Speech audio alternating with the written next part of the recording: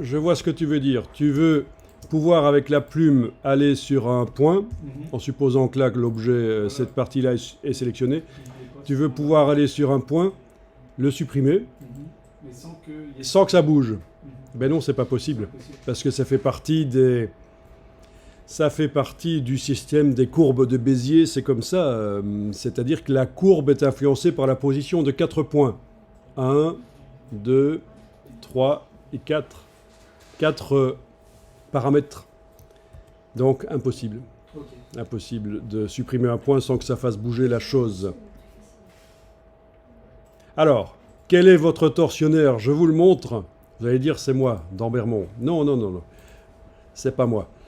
Votre torsionnaire, c'est Pierre Bézier. Ça s'appelle des courbes de Bézier, ceci. Parce que Pierre Bézier a inventé ce système donc pour déterminer la forme d'une courbe avec la position seulement de 4 points. Voilà. Et il travaillait dans le secteur automobile. Donc c'est une révolution, cette manière d'écrire les courbes. Et ça a été repris en infographie, en dessin technique d'abord, puis en infographie ludique après.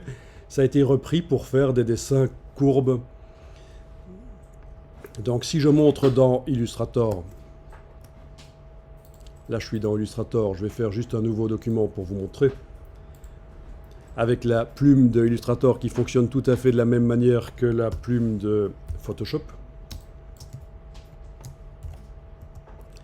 Donc, clic. Attendez. Dans ce cas-là, je vais faire comme ça. Voilà. Pour la démo. Voilà, vous avez, ça c'est le principe des courbes de Bézier, vous avez un segment dont la forme est déterminée par la position de 4 points, les 2 points d'ancrage ici et les 2 poignées de tangente là. Et avec ça, on peut faire plein de courbes différentes, bien sûr. C'est ça la force de cette description mathématique des courbes par Pierre Bézier. Et c'est tellement simple que ça a été repris en infographie pour faire des courbures pures. Ça vient bien sûr du monde de la construction automobile. 4 points. 1, 2, 3, 4 dans ce cas-là.